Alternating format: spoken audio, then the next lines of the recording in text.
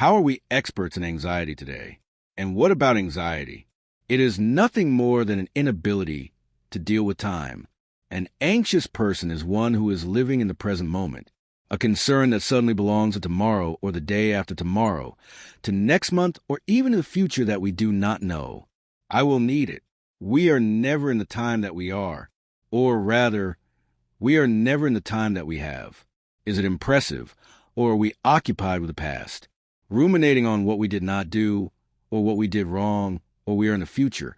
Worry about what will be in the present moment, which is the only possible matter to be experienced. The only time that truly belongs to us. Why the past? It is recorded in us as memory, but you can no longer interfere in the past. And the future, this matter that also does not belong to us, which is a possibility, because no one guarantees us that we will have it. It can only be effectively prepared if we are aware of what is being delivered today into our hands. Ecclesiastic, which speaks of the time for each thing. It is the ecclesiastical that this itself brings. Ecclesiastic, there is a beautiful passage that says, "Here under heaven, there is a time for everything. A time to plant, a time to harvest, a time to cry, a time to rejoice." And us, we already know. This has even become a cliche for us. But why is this knowledge not enough to change our behavior? Yes, then you come to the conclusion that knowing some things is not enough. It is necessary that knowledge, that what we know actually enters our veins, runs like blood within us, irrigates our mind, our mentality, our way of thinking, of feeling, and it has become an attitude. Our relationship with time, it makes us sick. Father, how can we solve this? I'm also learning. One thing that has worked very well for me, it has helped me a lot to live in recent times, is precisely the moment I realize that the other person's rush is harming my life. I stop. I hold back. Do I set limits? Yes, today. Do I have to respond in a hurry? So do I want to? Does it have to be in a hurry? Yes. I don't have the right to reflect. Of course, many things are urgent. But when do you realize that you need to exercise your right to choose? Don't give it up. Don't let someone else's rush become yours. We're all getting sick because of this rush. The other day, we had a great friend of mine, Monica, who plays piano because she works in decoration in Belo Horizonte. She's a person I admire a lot, not only for her great talent as a decorator, but above all for the human being that she is. She's my sister, and I have great admiration for her honesty. How does Monica deal with her feelings? How transparent is she? How easy is it for you to know what she feels, if she likes it or not? She's certainly a human being. To whomever Jesus said, I would say the same. I said to the one who was sitting under the law, a man I do not find false. Here is a woman in whom I do not find falseness, whose feelings are all very visible. And she went to spend a few days at my house. She was very tired. And Luisa, who is her daughter, who manages a company, who also has immense competence, who is already giving Monica great encouragement so that she can go out and not be so burdened with so many weights on her shoulders.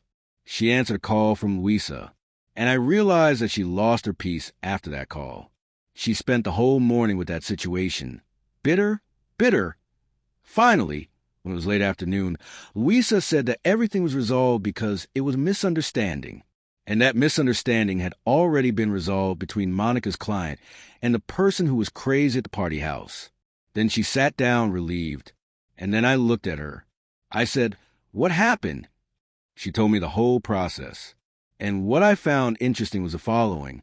If the only one didn't have such ease of communication, if she wasn't so easily found by the other person's rush, that whole problem would have been resolved without her knowing.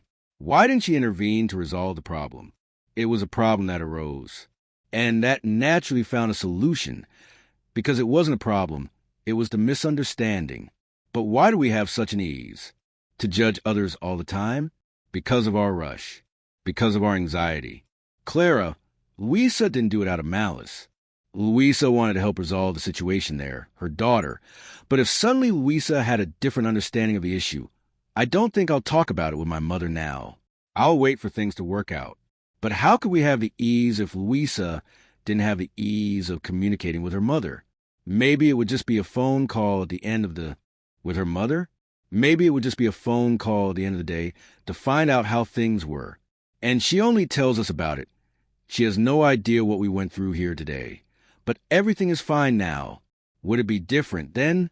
Then Monica wasted the opportunity to rest one of those days that were reserved for rest. Why the rush of the other, and of so many others? There was a space to be deposited on her lap. Maybe by telling this little story which has nothing to do with you. Can you also identify with it? How many problems have you been involved in? Did you lose your peace? Did you lose your concentration? Did it harmonize you? Acid stayed in your body with the business of saying that discharge of bad things inside you for a situation that, if you had been a little hidden, everything would have been resolved without you even knowing about it. Yes, the ease with which we send a message to each other. And sometimes even the cruelty of the time we choose to send it. Cruel? Sometimes without a subject. You can perfectly wait for the day to dawn, but the pig spirit that haunts us and that stays there digging by our side, it likes it on your finger, and you go and write that subject that you know will keep you awake. Or that criticism, that bitter word from the other person, and you send it? How many times, for family reasons? I went there too. You know that little glance you take at your cell phone when you get up in the middle of the night to pee? That's the devil's work. Don't do that anymore. Before, she had to find out that it was time to pray, right? Then I remember that one day, there was a message from a relative. At 3 o'clock in the morning, I woke up to pee. Zinho, I looked here. My friend, no. I wish. Whoever it is, no. Whoever died, I wish. It's a little worse. If they die, we see them buried there. The problem, when it's that causes discomfort in you of hurt, of disrespect, of resentment, then the person dies in a different way. For you, what's worse? How many times do we disrespect each other like that? How many times have I done that to people who instead of waiting for the day to dawn? My finger itches. Can't you control your anger? Do you want to know something now? All because we are in a hurry. All because we don't know how to deal with the present moment. All because we are full of false urgency, which is making us very, very sick. I have talked a lot about this. It is increasingly difficult to have an inner life these days, because the inner life is a turning inward. It is a look that goes in the opposite direction. Of what we usually do, we are always turned outward, worried about what people are saying, even more so now, in these times of politics, where every day there is something that displeases us, every day there is a news story. It leaves us even more discouraged. How are we going to live an inner life if we are encouraged to stay outward? All the time, we don't even know how to be silent anymore. Good evening. Cristiano, how are you? Welcome. I don't know if you experienced this. If there's one thing that I personally identify with, it's people's anxiety, because I really like showing music to others, to my friends. I don't know if you have this act. It's everything that I discover that's beautiful like this, that I didn't know about yet. I make a point of showing it, and I measure the person's level of anxiety when I show them a song. Some people are sensitive enough to listen to the music, and after the song ends, do they ask you questions? Some people don't. In the introduction, who is it? Then the person's voice comes in. Our voice sounds like so-and-so. Isn't she listening to the music? Wow, how beautiful. Huh? Where is it? What's up with that person? She wasn't paying attention to what you're showing. I don't know if we have an anxiety to show, to please, or he asked. I caught him red-handed. I sent a song that was a little over 5 minutes long. WhatsApp. I sent it. It's the little blue one, you know? I saw it right away that he saw me. It didn't take a minute. How beautiful. He didn't arrive. He didn't even listen to the introduction, and he already expressed himself. What kind of anxiety is this that doesn't allow us to live beautifully? I have friends who, when I show them a song, I already keep an eye on it. Let's see how they'll react. I'm already like that annoying old man, you know, who does it just to test it out. And I really admire it when I realize that that person knew how to live the experience that I proposed, because I like to live that experience. If someone is going to show me something they consider special, I think it's absolutely respectful of me. I want to listen to what? Special.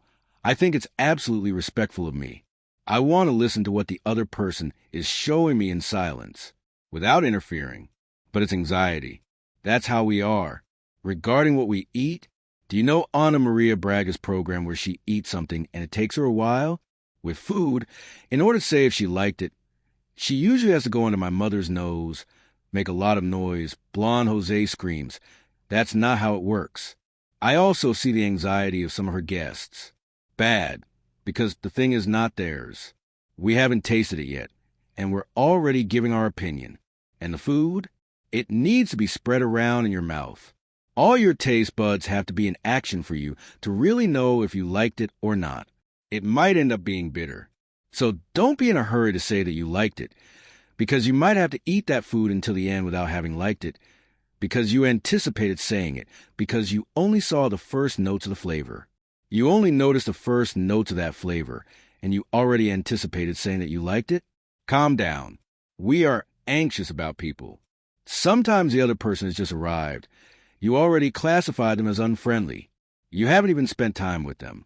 That rushed knowledge, you know? What is so exhausting about it? It deprives us of so much, because it is the inability to live the time that you are taking it easy. Let the person arrive. If later you don't like it, you still have the right not to like it. But give them the opportunity to know, because you might be at a loss. It could be that this is a lovely person who you are deprived of convincing, of getting to know, of living with, because you were quick to classify them as unpleasant. Sometimes we suffer because we even anticipate the conclusion that something is bad or good. So many problems. They're not even problems. And you are terrified. When that happens, you lose your balance because you didn't have the sensitivity, the slowness to walk in the direction of what is happening and see if it is in fact a problem. As an example I gave, from that day when Monica was resting at my house and got involved in a problem, that wasn't even a problem. It was just a misunderstanding. But because we are in a hurry and don't understand what is happening, we have already created a whole plot, absolutely unnecessary. We release toxins that age us, that make us sick, because we didn't have the serenity to wait and realize what is actually happening. And life will always ask us to calm down. In fact, the taste of life can only be perceived when we are patient with it. Otherwise, we don't taste it. We eat without tasting it. The other day, I really like to watch those programs, those documentaries about people who need to lose weight. It's called Deadly Kilos. I don't know if it's on the internet or what seems to be happening. Have you seen that? So people who have weight loss goals, and I keep observing that a good part of those people who are going through the process of re-educating their eating habits, these people don't chew. So there's that one that shows it's the moment when they still weigh 300 kilos. What is their diet? And then all of them. And the layer that can't stand up, those plates of fried chicken and potatoes, and I don't know what. It's impressive how those people don't, but they take it out. You can see by the speed at which they swallow. This is already a symptom of anxiety, right? Why does anxiety make us fat? Because we eat much more than we need. Some people, without control of this, end up taking out on food, unloading all their anxiety on food. Pay attention. How many times do you chew a food that you put in your mouth? And you will be able to know if you are anxious or not. Food, my people, that needs to be crushed. Today the web is giving me a lesson on the functions of the teeth. Some we crush, tear, others are. We crush, tear, break. How does this one?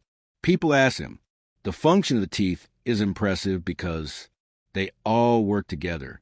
But sometimes we swallow without having torn, so the 23 teeth are useless.